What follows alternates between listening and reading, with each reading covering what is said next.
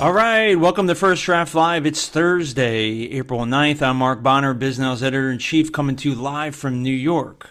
So, for years, data centers were one of the quietest corners of commercial real estate. Highly technical, highly specialized, mostly invisible. Well, these days, that's clearly no longer true. Over the past few years, the explosion of artificial intelligence, layered on top of surging demand for cloud, streaming, and digital infrastructure, has turned data centers into one of the most aggressive development stories around the globe, and America is the tip of the spear. The scale is enormous. At this very moment, the U.S. data center pipeline is now estimated at roughly $1.7 trillion. Buildings that once required 20 or 30 megawatts are now demanding 60 to 100, and entire campuses are pushing into the many hundreds. At the same time, the geography is shifting. For decades, development clustered in Northern Virginia, Silicon Valley, and Dallas. Now, roughly 64% of new projects are happening in so-called frontier markets, small towns, rural communities. Entire regions are being pulled into the digital economy almost overnight. And that shift is being driven by one constraint above all else: power. But as fast as this build-out is happening, something else is happening just as quickly. Resistance. Projects are being canceled. Communities are pushing back. And in some cases, developments are getting blocked after years of planning. So what was once a sleepy asset class has suddenly become a political issue, which raises a bigger question. What happens when one of the fastest growing sectors in real estate collides with the communities it's trying to enter? To help us unpack that question, I'm joined today by Graham Williams, president of Tract and senior managing director at Tract Capital. They're behind some of the largest data center campus developments in America right now. And a quick note, today's conversation builds on BizNow's Data Center Nation special report. You can currently check it out on biznow.com, which Tract helped make possible through their generous support. However, the story was independently reported. Graham, welcome to First Draft Live. Hi, Mark. Happy to be with you. So, Graham, let me start here. We've gone from a relatively niche asset class, believe it or not. 10 years ago, most people had not heard of this, to a $1.7 trillion development juggernaut. From where you sit, are we still in the early innings of this build-out, or are we already starting to run into real limits, whether that's land, power, or politics? Well, Mark, I think we are definitely in the early innings of the demand for build-out. We're about 50% of enterprise workloads in this country have migrated to the cloud, which leaves another 50% yet to go. And AI, I think we're just now trying to wrap our arms around what is possible with both the large language models that we've become accustomed to, but also a whole wave of new, more targeted models. And so the demand, we believe, is durable easily through the next decade. We think we grow from around 40 gigawatts in the United States today to north of 150 gigawatts in 2034. And it really calls the need to be thoughtful and planful about this new infrastructure. These are, we'll talk a lot today about the changing nature of data center development, and it really requires a rethink about how we position and pre-position that infrastructure. So look, we're going to get into land, power, and politics a little later, but let's talk about where this growth is actually happening, because the data shows a pretty dramatic shift away from the traditional hubs into some really new markets I think would surprise people. Places like Abilene, Texas, Jackson, Mississippi, just to name two. And that's largely being driven by access to power. So when you're evaluating a site today, what actually comes first today? Is it power, full stop? Or are there still other factors that can override that? Well, Mark, as we've looked at the United States in particular, we have looked at all of the different attributes that are required for large-scale data center development. And as we've parsed the entire country, we've found that right about 0.5% of the land area in the United States is viable for large-scale data center development. And that's before you get into zoning constraints. And so that's where we think about proximity to high tension transmission lines, i.e. the power, an intersection of fiber, municipal infrastructure like water and sewer and access, and increasingly important, proximity to a workforce. These are large campuses that require lots of skilled men and women to build them. And when we're 300,000 electricians short in this country, it's hard to get someone to drive 2.5 hours to a job site, no matter what it is. And so all of those things mean that there are actually not as many locations for data centers as people might think. It's a very niche universe. And so you have to look for all of those things. I think we see a newly minted data center expert born every week, but too many of them are thinking it's just about power, or it's just about network, or it's just about land. It's about all of those things together. And so I think you're seeing this migration of the cloud platforms to new markets, largely in search of that combination. And power clearly is a huge, huge part of that. But I mentioned Abilene, Texas, and Jackson, Mississippi, and I'm well aware of Jackson, Mississippi. I lived there for 2 years. These aren't places that are known for their large workforces. These aren't places that are known, frankly, for their higher ed. These are places that are known for brain drain, right? Mississippi loses all of its talented people to other states. Texas, at least in their small towns, maybe to larger markets within Texas. I mean, can it really be true that an Abilene, Texas, or a Jackson, Mississippi has the workforces to support a data center or a big data center campus, as you stated? Yeah, I think some of these deployments are testing the bounds of smaller workforces, and I don't think anyone would call Abilene unsuccessful. It certainly has been successful, but it's had its challenges, and I think workforce is one of those. I also think it's important to call out the importance of the workloads that each data center is trying to serve, because those have different location requirements. And it's not something that the general public is generally aware of. We think of AI today as the big models being trained, and that's really where that's going to places like Abilene and Jackson, in some cases North Dakota. That's really location agnostic demand. That can go anywhere as long as it can be built and powered. But that's ultimately grabbing a lot of headlines, but is going to be maybe 10% of the overall workloads over the next decade. What's really driving the growth that happens year over year over year is cloud growth and inference growth. And AI inferencing is how we interact with the models and all the applications we use. And those two, cloud and inference, are really location specific. And so those generally fall into markets that are NFL markets, if you will. And so we have seen a broadening of that fabric. So if you look at Amazon and Google and Microsoft and Meta, in 2013, they each averaged three cloud regions, East, West, Central. Today, they're averaging north of 12. So you can see that as they grow, they reach a point where they have to find outlets to grow in addition. And so a good example is we had big deployments in Ashburn and in Chicago in the early 2010s. And the clouds realized they needed to spread that risk and find new power. And so they drew a figure eight between those markets. And right in the middle of the figure eight was Columbus, Ohio, which happened to have really good infrastructure and good network. And lo and behold, Columbus became a huge data center hub. And it's really because it was what we call splitting the rings between Chicago and Ashburn.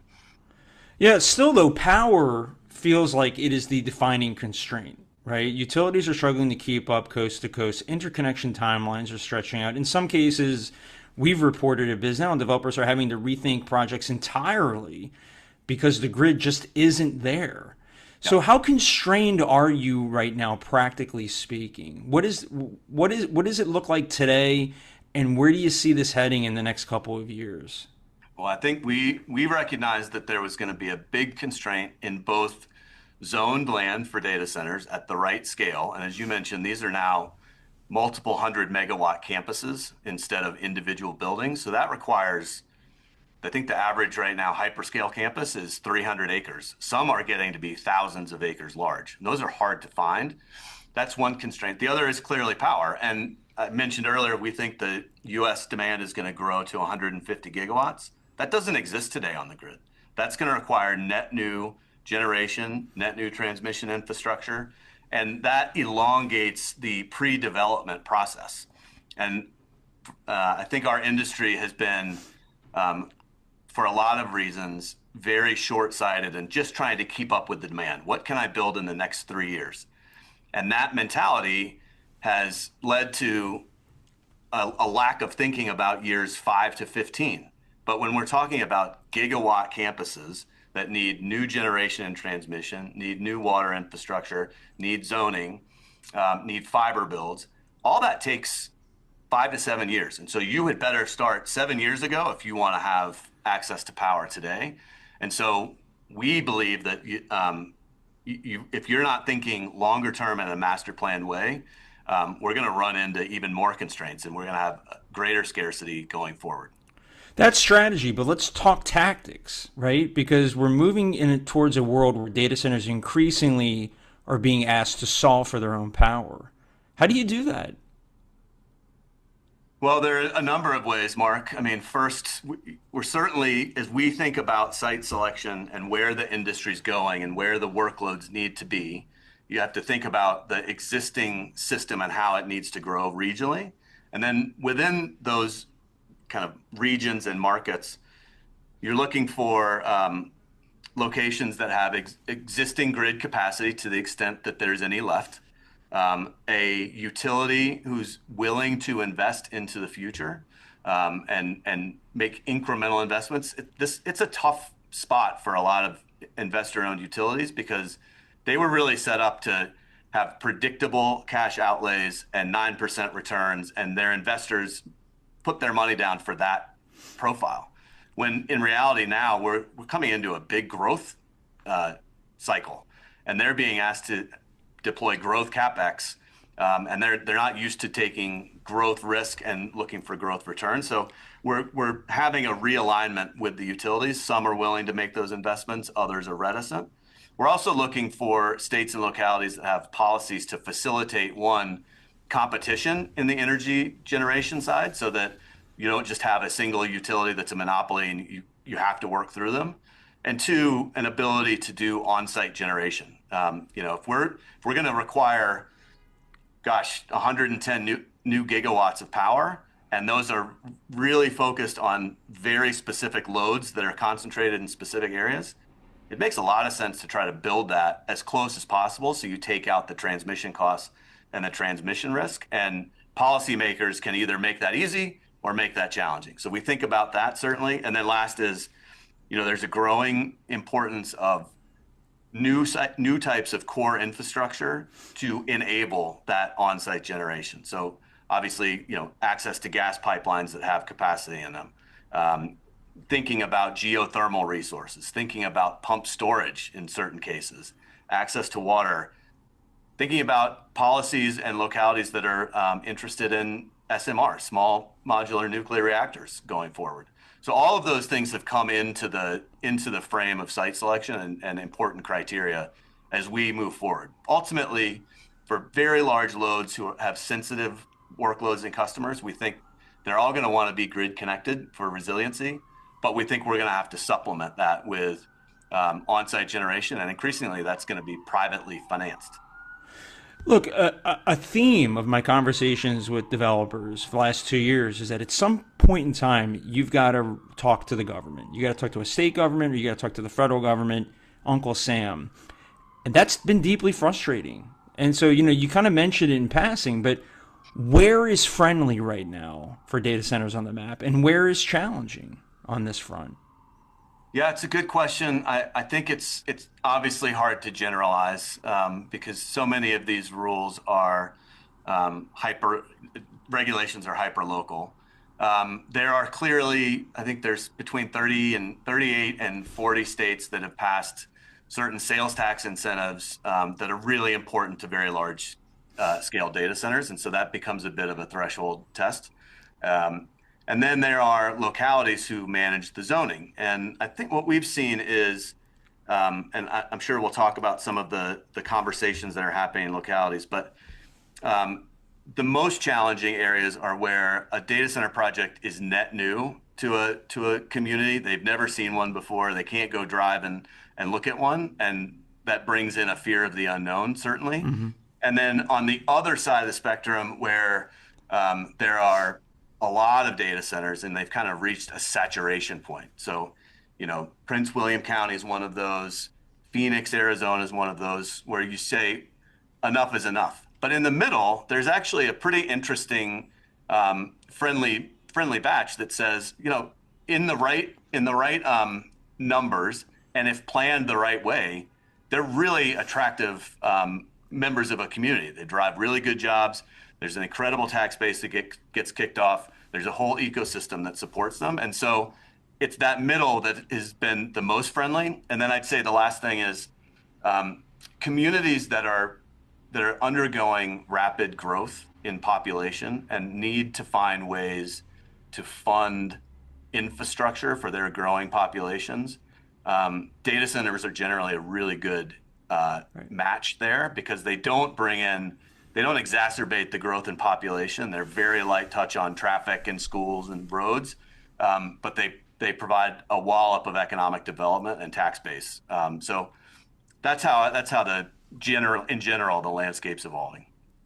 But the growth story is running into something else, which is this public backlash. We're seeing more organized oppositions, lawsuits, moratoriums, ballot initiatives, projects that would have sailed through approvals a few years ago are now getting blocked. And in some cases, this is becoming a political issue in local and even state elections. Look, take Virginia Governor Abigail Spanberger. She sailed into office last year in part because of her stance that the data center industry should, quote, pay their own way. For the uninitiated, Virginia is home to Loudoun County, the data center capital of the world. Graham, do you think the industry underestimated how quickly this would become so political? This is everywhere on television these days as well, with attack ads. I think the growth has been dramatic, and I do think that the industry has been slow to recognize and engage in the conversations where they need to be had. These are important conversations to have. The growth rate of just the public cloud is roughly 25% a year. And when you add on AI on top of that, the infrastructure and land are growing at 35+% a year. And that means every data center that's been built to this point is going to double in the next 3 years. And it's going to double again in the next 3 years. There were 26,000 acres of land purchased in the second half of 2025 for data centers. So that demand is important, and it's driven by all the applications that we all use in an increasingly digital world. And that means these conversations are relevant for national competitiveness, national security, the economy. A Harvard professor last year wrote that in the second half of in 2025, their data center investment accounted for north of 90% of GDP growth. So the 4% that we grew, lion's share of that was driven by data center activity. So that's really important. And then the quality of life, the services that all of us enjoy. Now that bounces up against these require a lot of resources. We need to be honest and planful about that. It requires water, it requires power, and it requires a social license from the host communities.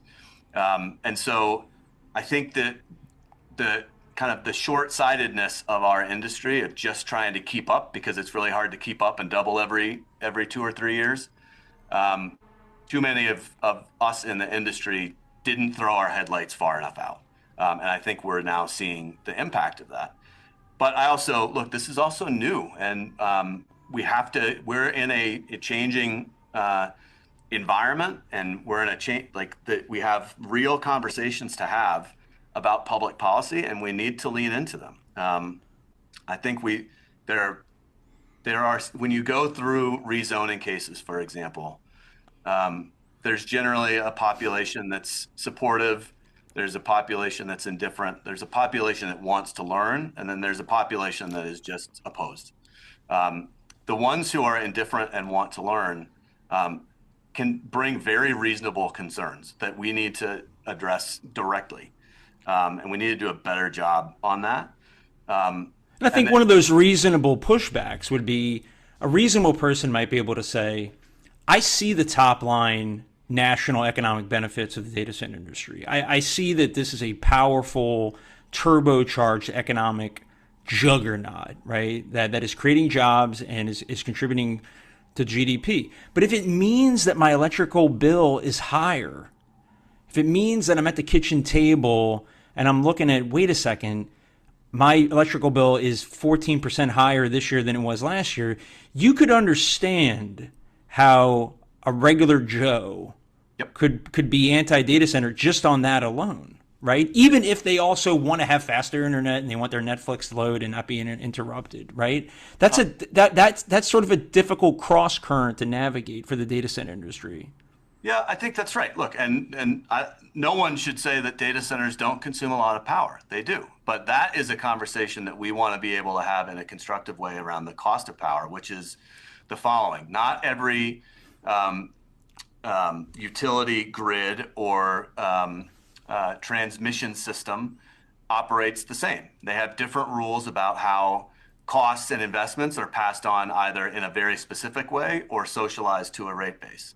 In many locations, you can find CEOs who've recently been talking to people like the Federal Board of Reserves and in the media who are saying actually data center load brings marginal rates down for the rest of the rate base in many places.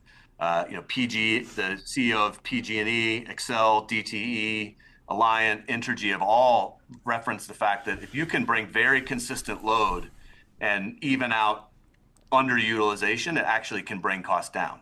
Also, but there are instances where, like in PJM or other places, where big investments into the grid get socialized or historically socialized. And so there are a couple things we should talk about that. One, the hyperscalers themselves, who are driving a lot of this load, have recently made commitments that, yeah, we're going to pay our own way for net new generation so that the rate base doesn't get impacted. And that was, there was a ratepayer protection pledge that they signed with President Trump along those lines. But it's also important to note for that average Joe in a county in Pennsylvania or Virginia that if a data center goes 50 miles away from your house and is on the same grid, you're still going to see the increase in cost, but you won't see any of the incremental property tax that comes because that's going to the county 4 counties over. And so, yes, these are not unreasonable concerns, and they're conversations that need to be had. And I think that the industry is now realizing there just needs to be more engagement early, more transparency, and frankly, the size of these campuses should be thought of as bigger because that allows us to plan and design infrastructure that goes to one place in a part of the community that the community wants it. So you don't have a spider web of transmission lines going everywhere. You just build to one place, and that you can isolate development toward the center of larger pieces of land to create more buffers. And frankly, just from a developer perspective, if you have bigger developments, then you reduce the amount of risk of a number of them falling through. So I think all of those things are clearly playing out right now in real time. Look, some developers have already begun to respond to these dynamics. And look, it's starting to look less like traditional real estate development and more like a campaign. We've reported on strategies around community outreach, local coalition building, messaging strategies. Has getting a data center approved effectively become a political process unto itself, Graham? Yes, it has. And how much does that local sentiment now factor into whether you even pursue a site at all?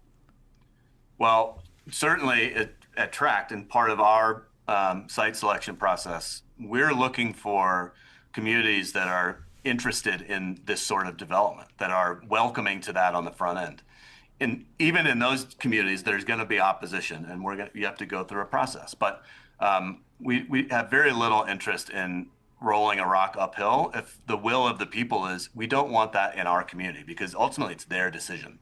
And so we spend a lot of time working with elected officials and economic development leaders and community leaders before we make a decision to buy land and apply, to get a sense for, is the will of the people such that the benefits of this, if done properly and responsibly, outweigh the concerns. And so even then, it has become a political challenge. We count about a third of zonings, a third to a half of rezoning cases for large data centers have been successful in the last 12 months.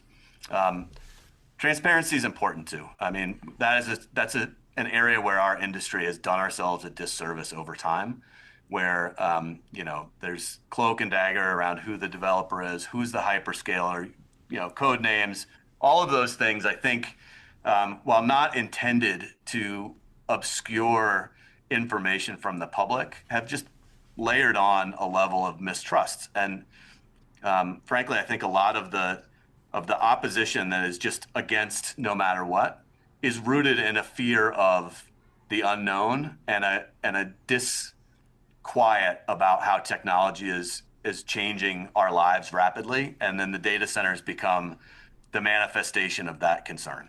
Right, but I hear you loud and clear, but we've also seen a meaningful number of projects canceled after opposition builds. We've even seen political violence. In Indianapolis, I think this week or last, we saw a politician who was supporting a data center development get 13 shots into his home. He was uninjured, thankfully. But I mean, this is starting to reach a crescendo across the country in a lot of different places. Big markets that are established, but also some of these emerging markets that we've talked about. Graham, I mean, the political violence aside, which is abhorrent and should never be a part of anything, in America, what usually goes wrong? If you do your due diligence and you decide I'm going to go for it here, because I think there's a pathway after you've done your research about a market. If it goes off the rails, what are some of the things that get things off the rails? What goes wrong? Is it a failure to engage early enough? Or are there cases where the scale of these projects just fundamentally doesn't fit the community? I think a lot of it where projects have had to be canceled is that there hasn't been enough transparency early in the process, and there hasn't been enough engagement early in the process to address many of those very, very rational and those concerns that we talked about. And that starts to build on itself if you can't directly answer questions. Now, certain members of the community might not like your answers, but if you're not there in person and having direct conversations, then that's where we've watched others really stumble. And I think this is going to get harder for a while because, like anything, the loudest voices make it sound like they're a bigger group than they are. A lot of the polling we see is that the majority of folks are supportive of projects that bring these sorts of benefits. And the last thing I'd say is there are a lot of projects that get approved that don't make the news in the same way that the projects that don't get approved. And so there are lots of communities that are very happy with having data centers as part of the fabric of their community and a pillar of the community, frankly. In the way our news cycles work, those stories don't get a whole lot of traction. Okay, that's all the time we have today. Graham, thanks so much for joining us. It was a lot of fun, Mark. Thank you. We'll be back soon with another episode of First Draft Live. You can also find today's episode and all of our past conversations on your favorite podcast app. I'm Mark Bonner. This is First Draft Live.